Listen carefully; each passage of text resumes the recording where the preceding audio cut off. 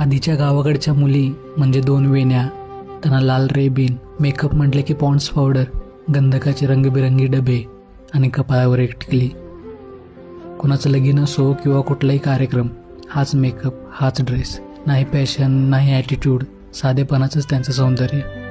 आणि आता आलेलं ते फाउंडेशनचे 4 थर जरी लावले तरी त्याची सर या पॉन्ड्स पावडरीला येणार नाही.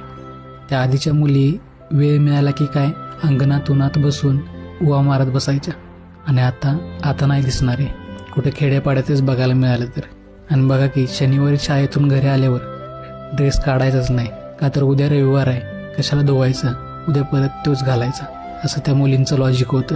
त्यावेळीच्या मुली म्हणजे आईबाबाचा जीव, आईबाबाच्या सुखातच त्यांचं सुख, आईबाबा बोलतील तेच खरं, घरचं ऐकणं, मान राखणं हेच त्यांचं संस्कार. आणि आताच्या मुली काम असू दे किंवा नसू दे, घेतला phone, filter, story, reels, snap. आणि त्यात वेगळं म्हणजे 18 वर्ष पूर्ण व्हायच्या आतच पळून जायचं आणि वरून इंस्टाग्रामवर रील टाकतात की आम्ही पळून गेलोय, आम्हाला शोधू नका. नुसता येड्यांचा बाजार. आईबापाची मान खाली, काय करणार, काळच तसा आलाय. कधी कधी खरंच वाटतं मोबाईलच्या आधीचं जनरेशन खरं मन असलेलं, साधेपणात सुख असलेलं, त्या गावाकडच्या मुली, ते दिवस, ती माणसं आणि ती निरागसता कधीच परत येणार नाही. काळ बदलला, लोक बदलली, पण जुन्या पिढीचं ते स्वच्छ मन आजही कोणालाच जमत नाही. म्हणूनच म्हणतात माणूस पुढे जातोय पण मन मात्र जुन्या पिढीतच गुंतलंय.